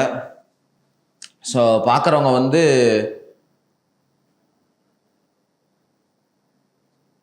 ஆமாம் ஃபஸ்ட்டு இதை முடிச்சிடுறேன். நீங்கள் இதில் உள்ள நம்பர்களுக்கு என்ன பண்ணிடுங்க அப்படின்னா உங்களுக்கு ஏதாச்சும் டவுட்டுங்க இருந்தால் நீங்கள் கிளியராக கேட்டுக்கோங்க. ஸோ உங்களுக்கு ஃபுல் டவுட் இருக்கிறத ஃபுல்லாமே எக்ஸ்பிளைன் பண்ணிடுவாங்க சரியா. ஸோ அடுத்து ஆர்கியாலஜிக்கல் அது கஷ்டம், அது மறைக்க விரும்பலை. ஆர்கியாலஜிக்கலை பொறுத்தவரை அது கஷ்டம்தான். சில கஷ்டம்னு ஏற்றுக்கிட்டு படிக்க ஆரம்பிச்சிருவோம். நம்மளால் முடிஞ்சாலும் படிக்க தான் போகிறோம். ஆர்கியாலஜிக்கல் நான் சொல்லிட்டேன்ல, ஆர்கியாலஜிக்கலை வந்து நம்ம ஒரு என்னவா பார்க்க முடியாது அப்படின்னா அதை ஃபுல்லாமே ஒரு லெசனாக படிக்க முடியாது. இப்போ நான் இன்னைக்கு காலையில் உட்காந்து நான் இன்னைக்கு தொல்லியல் இப்போ பாளையக்காரனா நான் காலையில் உட்காடுறேன், நான் படிக்கலாம். ஆனால் நான் தொல்லியல் அகழ்வாய்வுகளை நான் இன்னைக்கு உட்காந்து படிக்க முடியாது. அதனால எவ்வளோ முடியுதோ நீங்கள் வந்து இது சார்ந்து கரண்ட் அஃபேராக அதை தினம் ஒரு டாப்பிக்காக நினைக்காம அப்பப்போ பார்த்து குறித்து வச்சுக்கோங்க. லாஸ்ட் 6 மாதத்தில் உங்களுக்கு அதில் எது முக்கியமான விஷயங்களோ அதை நீங்கள் இது பண்ணிக்கலாம் சரியா. ரைட், ஓகே ஓகேவா, டன். இப்போ வாங்களேன். ஸோ இந்த இதுகளில் ஹிஸ்ட்ரி பார்ட்டில் லாஸ்ட்டாக நம்ம பார்க்க போகிற ஏரியா அப்படின்னா தமிழ் சமுதாய வரலாறு. அப்படிங்கிறப்ப சிம்பிள், சங்க காலத்தில் தமிழ்நாடு எப்படி இருந்துச்சு தெரிஞ்சுக்கிட்டா போதும். சங்க காலம்னா மூவேந்தர்கள் வர்றாங்களா, சேர சோழ பாண்டியனோட அடிப்படை அவங்க நாணயம் என்ன, சேர சோழ பாண்டியனோட தலைநகரம் என்ன, அவங்களோட எம்பலம் என்ன, அவங்க 3 பேர் வந்து இப்போ உதாரணத்துக்கு பாண்டியன், இப்போ சோழர்கள் இருக்காங்கன்னா கரிகாலன் வந்து அந்த வெண்ணி பருந்தலை, வாகை பருந்தலை, அவங்கள இப்போ தமிழ்நாட்டில் மூவேந்தர்களில் நம்ம சங்க காலத்து மூவேந்தர்களில் ஒரு வம்சத்துலேயும் சிறந்த மன்னர் 2-3 பேர் இருப்பான். பாண்டியன் நெடுஞ்செழியன் இருப்பான், சோழர்களில் வந்து கரிகாலன் இருப்பான். அந்த மாதிரி அவங்க அப்படி நுணுக்கமாக பார்த்துட்டு ப்ளஸ் அதிகமாக என்ன கேள்வி கேட்குறாங்கன்னா நாணயங்களில் கேட்குறாங்க. உண்மையாகவே நாணயம்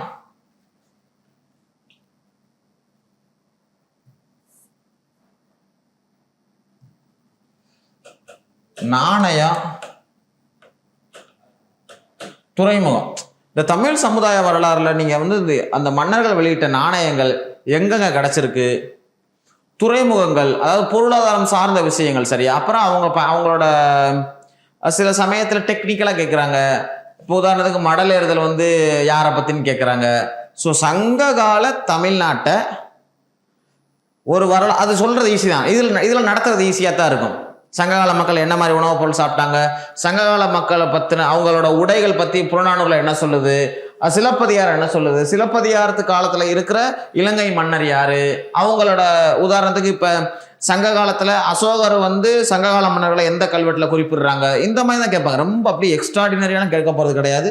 இதுகளை பொறுத்தவரை நமக்கு எப்பயுமே என்னவா தான் கேட்குறாங்க, இதுகளை பொறுத்தவரை எப்பயுமே ஓரளவு ஈஸியான கேள்விகள் தான் கேட்குறாங்க. சரியா? Right, okay. இது எல்லாமே என்ன பார்ட் அப்படின்னா ஹிஸ்டோரிக்கல் பார்ட். சரியா?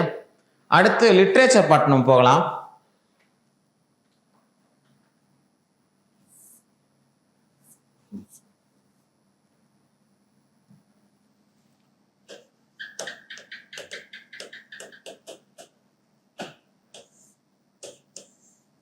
இதுல இருந்தும் ஒரு 5ல இருந்து 7 கேள்வி, அதாவது குரூப் 2 குரூப் 4க்கு.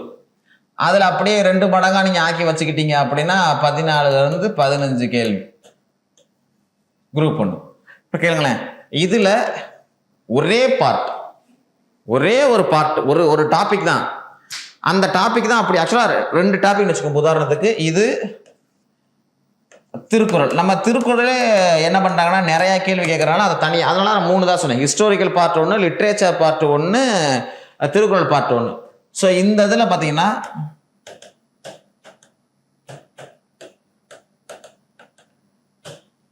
அதில் இந்த 1 தான் நம்ம டீட்டெயிலாக பார்க்க போகிறோம்.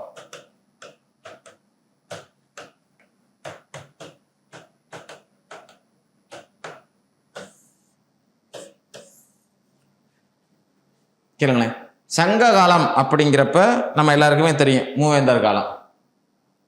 சரியா? ஸோ சங்க காலம் அப்படிங்கிறது மூவேந்தர் காலமா?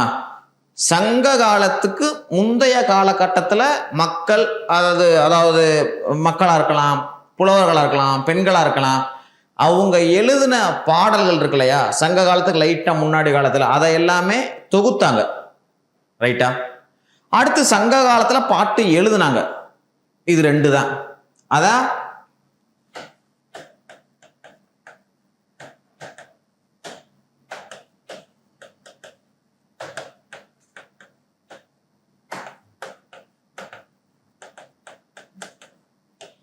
இதுல இருந்து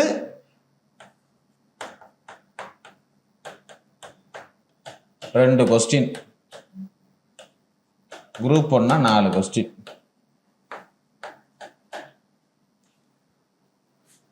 தொகை நூல் பாட்டு 8 தொகை 10 பாட்டு. சரியா? இதுல இருந்து கேள்விகள் 2 கேள்வி. அதே மாதிரி இப்ப இந்த காலம் என்ன காலம்? சங்க காலம், அதாவது மூவேந்தர் காலம். இதுக்கப்புறம் பாத்தீங்க அப்படின்னா யார் வர்றா அப்படின்னா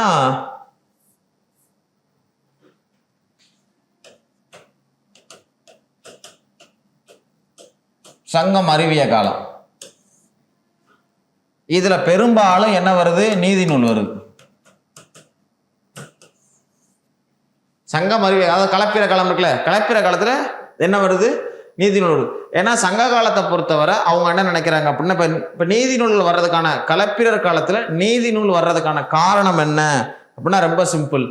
அவங்க இங்க தமிழ்நாட்டில் இருக்கிற அந்த வைதீக முறை, ஏன்னா வைதீகம் கொஞ்சம் உள்ள வந்துருச்சு, அதனால வைதீக முறையை போக்கணும் அப்படின்னு நினைச்சாங்க. 1. 2வது கலப்பிரர்கள் மோஸ்ட்லி எதை ஃபாலோ பண்ணாங்க அப்படின்னா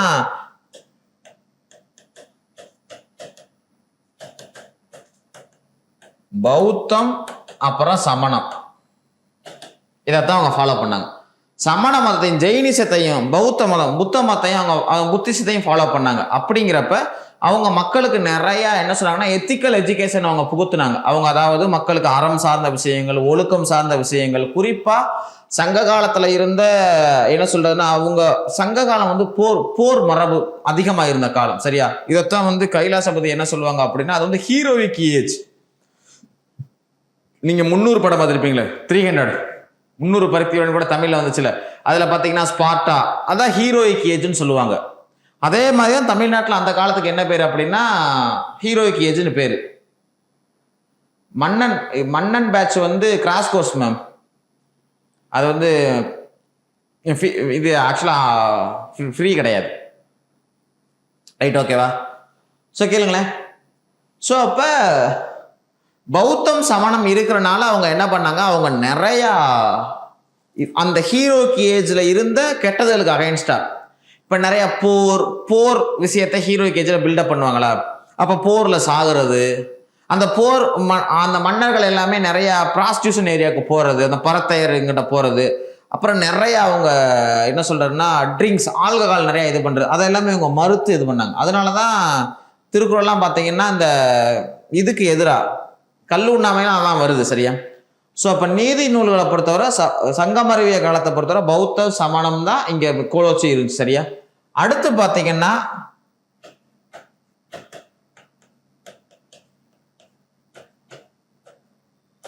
குறிப்பா பல்லவர்கள் அப்புறம் சோழர்கள் வர்றாங்க. இந்த சமணத்தையும் இந்த பௌத்த மதத்தையும் வீழ்த்துறதுக்காண்டி தான் என்னத்தை உருவாக்குனாங்கன்னா சைவம் வைணவம். இது இதுக்குன்னு இல்லை, இது ரெண்டும் வீழ்த்துறதுக்காண்டி இங்க தமிழ்நாட்டில் இருந்த ஆளுக வந்து ரெண்டு உருவாக்குனாங்க. சைவம் ஒன்று, வைணவம் ஒன்று. சரியா? சிவனை கும்பிட்றவங்களும் பெருமாளை கும்பிட்றவங்களும். ஞாபகம் வச்சுக்கோங்க, இந்த சைவம் வைணவம் எழுச்சி அடைஞ்ச காலத்தை தான் நம்ம என்ன காலம்னு சொல்றோம், அதான் பக்தி இலக்கிய காலம். இதுக்கு தான் பக்தி இலக்கியம். ஓகேவா? ஸோ அப்போ பக்தி இலக்கியத்தில் வர்ற ஆழ்வார்கள் நாயன்மார்கள் இருக்காங்கல்ல, சின்ன சின்னதாக ஓரளவு பல்லவர் காலத்தில் எழுதுனாங்க. சோழர்கள் காலத்தில் அதை நல்லா கம்பைல் பண்ணாங்க. இப்போ ராஜராஜ சோழன்லாம் வந்து தேவாரத்தை கம்பைல் பண்ண உதவுனா படிச்சிருப்பீங்க இல்லையா? ஸோ அந்த மாதிரி 64 நாயன்மார்களாக இருக்கட்டும், 12 இவங்களா இருக்கட்டும், ஸோ இந்த மாதிரி இவங்களை ஃபுல்லாமே நம்ம படிக்கிறது இருக்கு இல்லையா, அதான் பக்தி இலக்கிய காலம். இதே பக்தி இலக்கிய காலத்துல தான் என்னவோ உருவாச்சு அப்படின்னா சித்தர்கள் பாட்டு உருவாச்சு. நீதி நூல்கள்ல இருந்து ஒரு கொஸ்டின், பக்தி இலக்கியத்திலிருந்து குரூப் நம்ம ஒரு கொஸ்டின், அப்படியே 2 மடங்குனா குரூப் 1. சித்தர் பாடல்கள்ல இருந்து ஒரு கொஸ்டின். ஓகேவா? இதுக்கு தான் பழைய காலங்களை பொறுத்தவரை இதுதான். சரியா? இதுவே நீங்க இதை நவீனமா பாக்குறீங்க,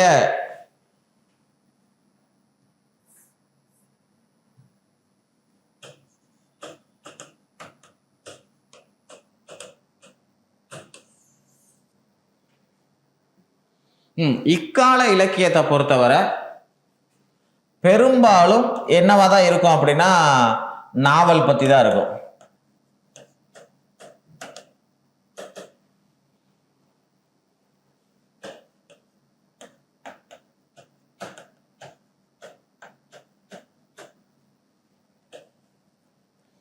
தமிழ்ல இலக்கியத்துல அந்த பகுதி வர்றனால இப்ப நான் சொல்றது ஏத்துக்கலாம், ஏத்துக்காம போலாம். அப்ப நம்ம பிரபலமான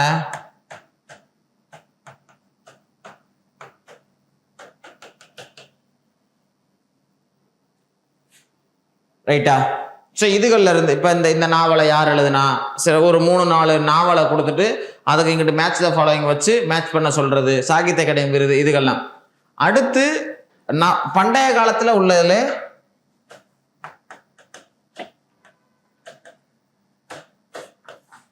ஐம்பெருங்காப்பியம் இருக்கு இல்லையா, அதுல ஒரு கொஸ்டின். ஐம்பெருங்காப்பியத்துல ஒரு கொஸ்டின். சிலப்பதிகாரம், மணிமேகலை. சிலப்பதிகாரத்தை வந்து கிட்டத்தட்ட என்ன சொல்றாங்கன்னா நம்ம தமிழ்நாட்டில் ரொம்ப முக்கியமான, தமிழ்நாட்டோட வரலாறை தெரிஞ்சுக்கிறவங்க எல்லாருமே சிலப்பதிகாரத்தை படிச்சே ஆகணுங்கிறாங்க. ஸோ அந்த அளவு சிலப்பதிகாரம் தமிழ்நாட்டில்னா 3 பத்தியும் வருது. சேர சோழ பாண்டிய பத்தி வருது, அப்புறம் அந்த கதைகள் எல்லாமே நமக்கு ரொம்ப பிரபலமான கதைகள். ஸோ அந்த இதில் வர்ற ஸ்கூல் புக்கில் வர்ற இலக்கியங்கள், இப்போ சிலப்பதிகாரம் பற்றி, மணிமேகலை பற்றி, இந்த மாதிரி வளையாபதி, குண்டலகேசி இந்த மாதிரிலாம் இருக்குல்ல, அதுகளை பற்றி எல்லாம் ஸ்கூல் புக்கில் எந்தெந்த பகுதிகள் வருதோ அந்த பகுதிகளை நீங்கள் டீட்டெயிலாக தெரிஞ்சு வச்சுக்கிட்டீங்க அப்படின்னா அதுலேருந்து ஒரு கேள்வி, குரூப் 1 2 கேள்வி. சில சமயத்தில் இதில் ஒரு கேள்வி கேட்கலாம், சிலப்பதிகாரத்திலிருந்தே கூட 2 கேள்வி கூட கேட்டாலும் வாய்ப்பு உண்டு. சரியா? ஸோ அது மாதிரி இந்த காப்பியம் இதுதான் லிட்ரேச்சர் பார்ட் மட்டும் சொல்றேன் பாருங்களேன்.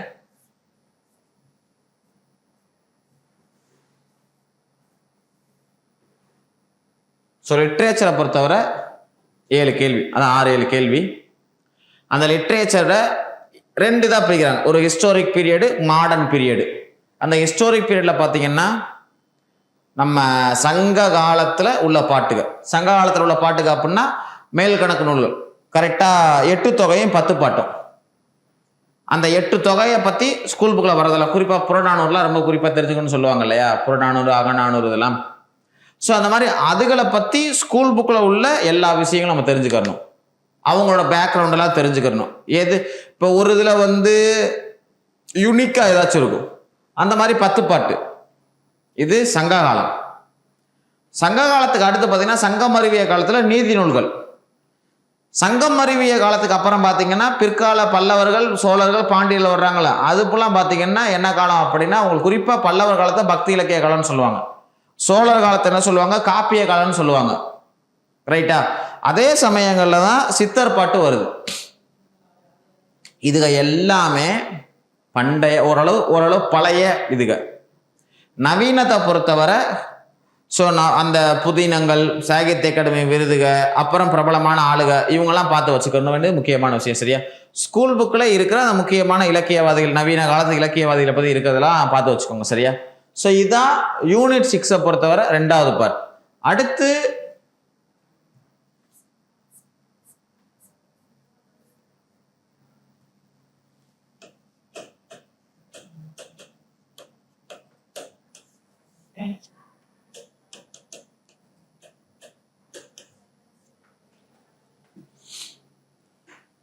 திருக்குறள்.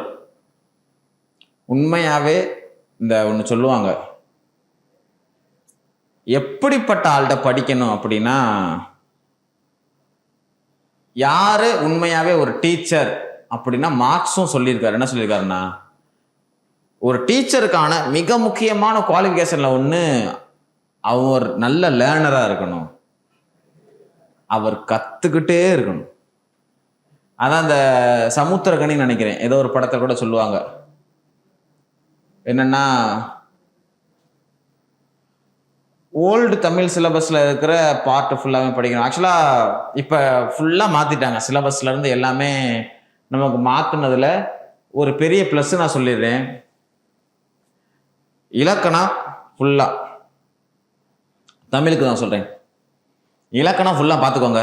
இலக்கணத்தை பொறுத்தவரை கான்செப்டாக எப்பயோ ஒரு எக்ஸாமில் கடுமையாக கேட்டனால எல்லா எக்ஸாம் அப்படி நம்பாதீங்க, இலக்கணத்தை ஃபுல்லாக படிங்க. கான்செப்டாக தெரிஞ்சுக்கோங்க, மொட்டை மனப்பாடம் பண்ணாதீங்க. அப்புறம் என்ன, நம்ம 10 கேள்வி தான் இலக்கியத்தில் வரப்போகுது, அந்த 10 கேள்வி வேணால் இந்த ஆர்டரில் பார்த்துக்கோங்க.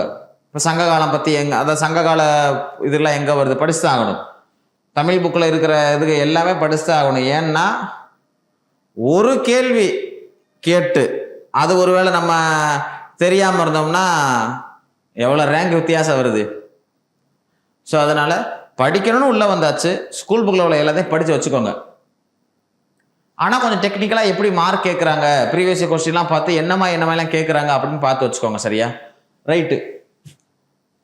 ஸோ இங்கே வாங்களேன், அதான் அந்த ஒரு படத்தில் சமுத்திரக்கனி சொல்கிற மாதிரி என்ன அப்படின்னா, படித்த வாத்தியாரை விட படிச்சுக்கிட்டே இருக்கிற வாத்தியார்கிட்ட கற்றுக்கிறது நல்லது அப்படிம்பாங்க, அப்படின்னு அவங்க சொல்லுவாங்க. அந்த மாதிரி தான் திருக்குறளுக்கு நமக்கு ஒரு ப்ளஸ் இருக்குது. டேஃபில் அது டேஃப் ஸ்டூடெண்ட்களுக்கு மட்டும் இல்லை, தமிழ்நாட்டில் யாருக்கு வேணாலும் அதை யார் வேணாலும் பயன்படுத்திக்கிறலாம். திருக்குறள் அப்படின்னாலே தமிழ்நாட்டுக்கே தெரியும்.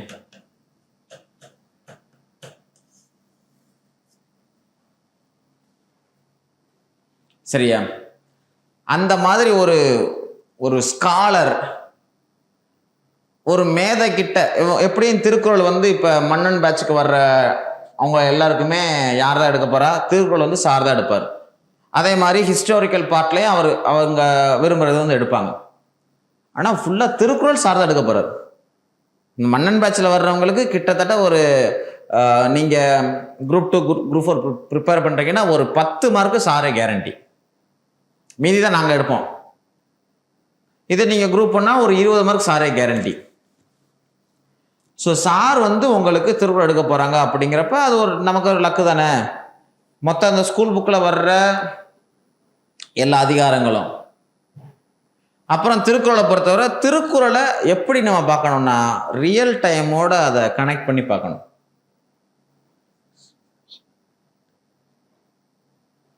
இது கிராஸ் கோர்ஸ். இந்த பர்டிகுலராக மன்னன் பேட்சை பொறுத்தவரை இருக்கிற ஃபைல்லேருந்து எல்லாமே பைலிங்குலாக தான் இருக்குது. எடுக்கிற ஸ்டாஃப் லிட்ரேச்சர் தமிழில் இருக்குமா?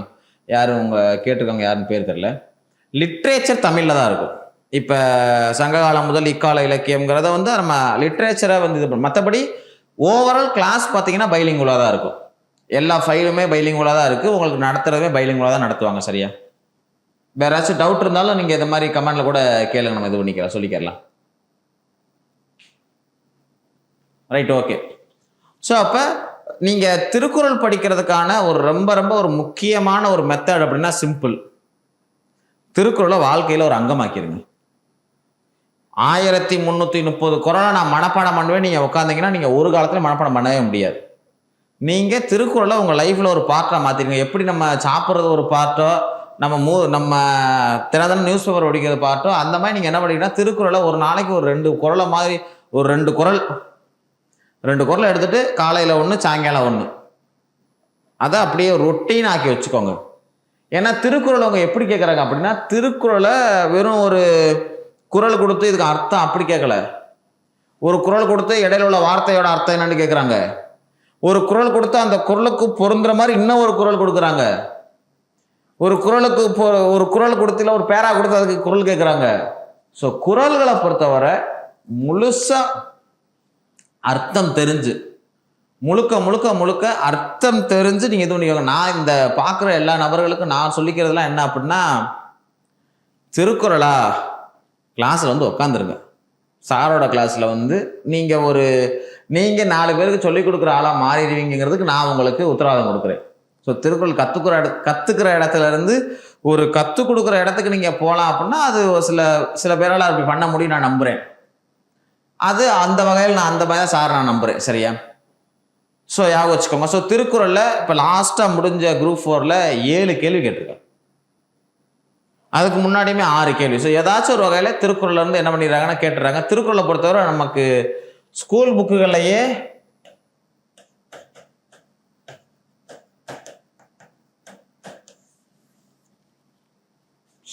இவ்வளோ கொடுத்து வச்சுருக்காங்க. ஓகேவா? ஸோ அப்படிங்கிறப்ப அதை நம்ம எப்பயும் போல் ஒரு ரொட்டேஷனில் தான் வச்சுக்கிறணும். தமிழ் இலக்கியத்தை பொறுத்தவரை ஒரு 20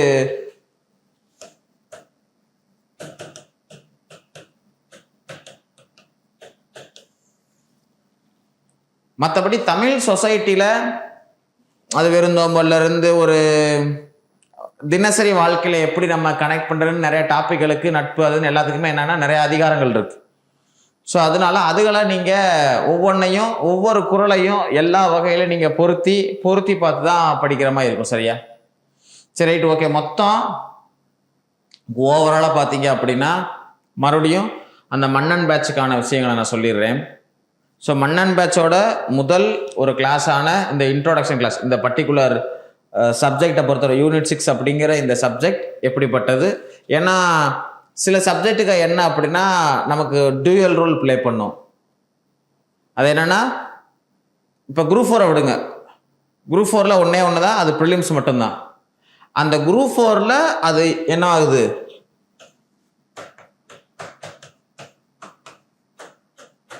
இருபது கொஸ்டின் ஆகுது. ஸோ அதே மாதிரி தான் இப்போ குரூப் 2வா அதே தான். ஆனால் இப்போ குரூப் 2க்கும் சரி குரூப் 1க்கும் சரி உங்களுக்கு என்ன வரப்போனா மெயின்ஸும் வரப்போகுது. மெயின்ஸ்லையும் இது முக்கியமான சப்ஜெக்ட். மெயின்ஸை பொறுத்தவரை பாலிட்டி, யூனிட் 5, யூனிட் 6 இதெல்லாம் வந்து உங்களுக்கு 2 இடத்துலையும் வரும். ஐஎன்எம். ஸோ அதனால சில சப்ஜெக்ட்டுக்கு தான் ப்ரிலிம்ஸ்லையும் இருக்கும், மெயின்ஸ்லையும் இருக்கும். அப்படிப்பட்ட சப்ஜெக்டாகவும் இது இருக்கிறதுனால நீங்கள் என்ன பண்ணியே தீரணும் அப்படின்னா, சில சப்ஜெக்ட்டுக்கு இப்போ இருந்தே நீங்கள் ஆழமான ஸ்ட்ராங் ஃபவுண்டேஷன் போட்டே ஆகணும். இப்போ ஹிஸ்ட்ரின்னு ஒன்று இருக்குது. ஹிஸ்ட்ரி ப்ரிலிம்ஸ்லையே கம்மியான கேள்வி கேட்குறாங்க, மெயின்ஸில் இல்லவே இல்லை. அப்போ அதுக்கு உக்காந்துக்கிட்டு எனக்கு தெரிஞ்ச ஒரு ஸ்டூடெண்ட் கூட என்ன பண்ணாங்க அப்படின்னா, ஹிஸ்ட்ரி கிளாஸ் நம்ம எடுக்கிறப்ப அந்த ஹிஸ்ட்ரியோட கதைகள், மன்னர்கள் அதெல்லாம் பிடிச்சி போய் அவர் ஒரு மாதிரி அதில் ரொம்ப இன்வால்வ் ஆகிட்டாங்க. எப்போ பாரு முகலாயர் படிக்கிறேன், எப்போ பாரு மராட்டியர் படிக்கிறேன், சிவாஜி சூப்பராக இருக்காரு அப்படின்னு சொல்லி படிச்சுட்டு இருந்தால் அது நம்ம எவ்வளவோ தடுத்து பார்த்து முடியலை. அது பிரயோஜனம் கிடையாது. இதே நீ ஐஎன்எம் படிக்கிறியா பிரயோஜனம். ஏன்னா ஐஎன்எம்ங்கிறது உங்களுக்கு மெயின்ஸில் மாடர்ன் இந்தியாவாக வரப்போகுது. அந்த மாதிரி தான் யூனிட் 6 பொறுத்தவரை நீங்கள் ப்ரிலிம்ஸில் படிக்கிற ப்ரிலிம்ஸ்லேயே இது அதிகமான கேள்வி கேட்குற ஏரியா. அது மெயின்ஸ்லேயும் இருக்குது. அப்படிங்கிறப்ப இப்போ படிக்கும் போது நீங்கள் என்ன பண்ணிக்கணும்னா ஸ்ட்ராங்கான ஒரு உண்மையாகவே எவ்வளோ முடியுமோ நீங்கள் அதில் ஆழக்கால் பதிச்சிங்கன்னா அது உங்களுக்கு எல்லா வகையிலும் யூஸ் ஆகும். அதுக்கு நம்மளோட இந்த மன்னன் பேட்ச் அப்படிங்கிற இந்த கிராஷ் கோர்ஸ் வந்து கண்டிப்பாக உங்களுக்கு யூஸ்ஃபுல்லாக இருக்கும். இதுக்கு முன்னாடியே நம்ம அந்த மாதிரி அச்சீவ் பண்ணி காட்டியிருக்கோம். சரியா, நம்ம யூனிட் 6ல் எந்த விதமான கேள்வியும் மிஸ் ஆகாத அளவு ஒரு 95% மேலே கேட்குற கேள்விகளுக்கெல்லாம் உங்களுக்கு ஆன்சர் தெரிகிற மாதிரி தான் நம்ம எல்லா வகையிலும். அதனால தான் இப்போ கூட நான் அந்த பழைய மன்னன் பேட்சுக்கு நாங்கள் உருவாக்கின ஃபைல் வந்து இன்னுமே அது அவ்வளோ குவாலிட்டியாக இருக்குது. அதில் சின்ன சின்ன அப்டேட்டுகள் பண்ணி இப்போ நம்ம உங்களுக்கு இந்த பேட்சுக்கு நம்ம கொடுக்க போகிறோம். சரியா, ஸோ அதனால் எவ்வளோ முடியுமோ இந்த மன்னன் அப்படிங்கிற கிராஷ் கோர்ஸில் நீங்கள் வந்து ஜாயின் பண்ணுங்கள். முக்கியமான சப்ஜெக்ட்டுக்கு அது உங்களுக்கு ரொம்ப யூஸ்ஃபுல்லாக இருக்கும். வேறு ஏதாச்சும் டவுட்டுகள் இருந்தால் நீங்கள் கேட்கலாம். யாருக்காச்சும் ஏதாச்சும் பார்க்குறவங்களுக்கு ஏதாச்சும் டவுட்டுகள் இருந்தால் கூட நீங்கள் கேளுங்க. யூனிட் 3க்கு வந்து பூபதி ராஜா சார், யூனிட் 3க்கு கிராஸ் கோர்ஸ் நம்ம பின்னாடி வேணால் கொடுக்க பார்க்கலாம். ஏன்னா அது வெறும் 10 கொஸ்டின் நம்ம கொடுப்போம், ஒன்றும் பிரச்சனை இல்லை. யூனிட் 3க்கு வந்து ஹிஸ்ட்ரி ஐஎன்எம் ரெண்டையும் கம்பைன் பண்ணி ஹிஸ்ட்ரியில் கொஞ்சம் கம்மியான கேள்வி தானே கேட்குறாங்க. ஒரு லாஸ்ட்டாக முடிஞ்ச 2 எக்ஸாம்லையும் பார்த்தீங்க அப்படின்னா ஹிஸ்ட்ரியில் வந்து 1 கேள்வி 2 கேள்வி 3 கேள்வி தான் கேட்டிருக்காங்க. மேபி ஐஎன்எம்முக்கு வந்து நம்ம வேணா அப்படி வேணா ஒன்று பண்ணி பார்க்கலாம்.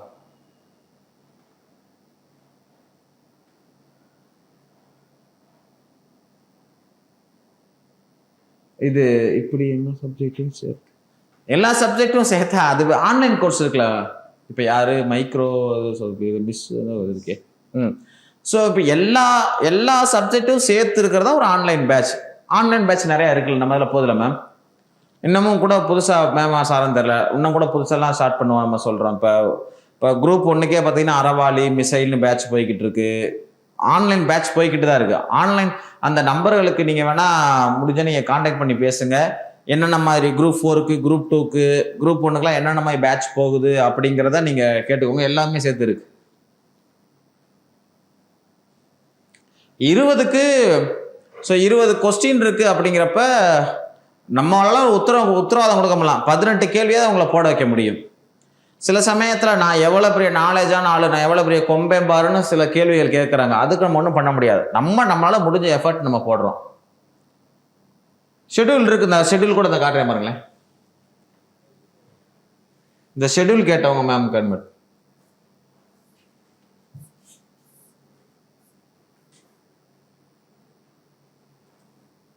ஸோ இதான் இந்த யூனிட் 6 இப்போ நம்ம மன்னன் பேட்சுக்கான ஷெட்யூல். இதுதான் ஃபஸ்ட்டு இன்ட்ரோ கிளாஸு. அப்புறம் உங்களுக்கு இது எல்லாமே என்னது தமிழ் சொசைட்டி இருக்குல்ல, நான் சொன்னேன்ல தமிழ் சொசைட்டினா சங்க காலத்தில் ஃபுல்லாக இவங்க எப்படி இருந்தாங்க, சேர சோழ பாண்டிய காலத்தில் மக்கள் எப்படி இருந்தாங்க, மன்னன் எப்படி இருந்தாங்க, புகழ்பெற்ற மன்னன் யார், அந்த இதெல்லாம். அதுக்கப்புறம் பார்த்தீங்கன்னா தொல்லியல் கண்டுபிடிப்பு, சங்க காலத்திலேருந்து இக்காலம் வரையான லிட்ரேச்சர் அந்தது, திருக்குறள். ஸோ திருக்குறளுக்கு மொத்தம் 3 கிளாஸு. ஸோ திருக்குறளுக்கு மொத்தம் 3 கிளாஸு.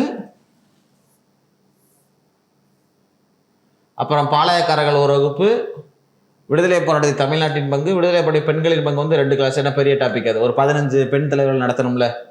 அப்புறம் இந்த இதான் சமூக சீர்திருத்தம், நீதி கட்சி, சுயமரியாதை இயக்கம், திராவிட இயக்கம், பெரியாருக்கு, அண்ணாக்கு. அப்புறம் பார்த்தீங்கன்னா உங்களுக்கு ரிவிஷனே பாருங்கள் எப்படி வச்சுருக்கோன்னு. இருக்கிற எல்லா லிட்ரேச்சர் பார்ட்டோட ரிவிஷன் வந்து 2 கிளாஸு. ஏன்னா நடத்துறத விட எது முக்கியம், டெஸ்ட்டும் ரிவிஷனும் தானே முக்கியம். டெஸ்ட் நம்ம 10 டெஸ்ட் வச்சுருக்கோம், 10, 11, 12 டெஸ்ட்டு மேலே. அப்புறம் இதில் வர்ற லிட்ரேச்சருக்கு 2 ரிவிஷன் கிளாஸு, இதில் வர ஹிஸ்டாரிக் பார்ட்டுக்கு 2 ரிவிஷன் கிளாஸ். ஸோ மொத்தமாக உங்களுக்கு 22 வகுப்பு. ஸோ 22 வகுப்பு வந்து நம்ம இந்த இதில் எடுக்க போகிறோம். இந்த ஷெட்யூல் பார்த்துக்கோங்க.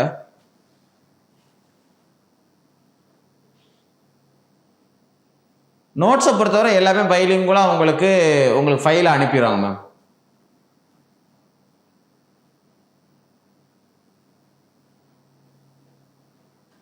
சரி, இப்போ ஸ்டார்ட் பண்ணால் இது வந்து ஒரு ஷார்ட் டைமில் கிராஸ் கோர்ஸ் தானே. ஸோ கிராஸ் கோர்ஸ் அப்படிங்கிறப்ப உங்களுக்கு இப்போ நீங்கள் ஸ்டார்ட் பண்ணாலே எக்ஸாம் கிளியர் பண்ணிடலாம் அந்த குரூப் 1க்குள்ளேயே. இந்த பர்டிகுலர் கிராஸ் கோர்ஸுக்கு நான் சொல்கிறேன்.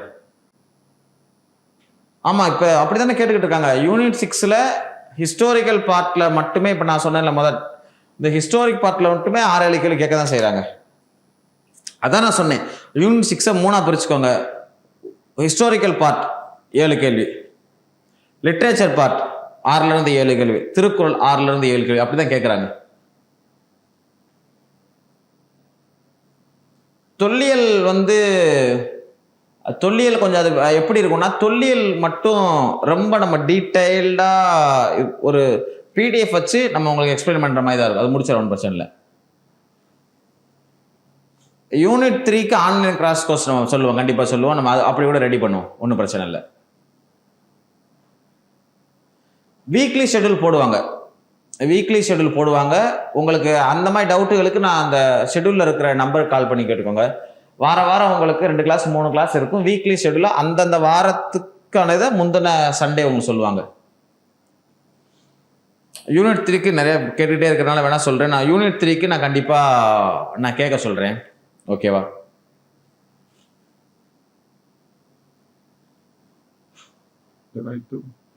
தேங்க்யூ. வேற ஏதாச்சும் டவுட் இருந்தா கேளுங்க. சரி, இது இந்த மன்னன் அப்படிங்கிற கிராஸ் கோர்ஸில் ஜாயின் பண்ணுங்க. உங்களுக்கு யூனிட் 6க்கு நம்ம எவ்வளோ முடியுமோ நம்ம ஸ்ட்ராங் பண்ணிக்கலாம். Okay, thank you.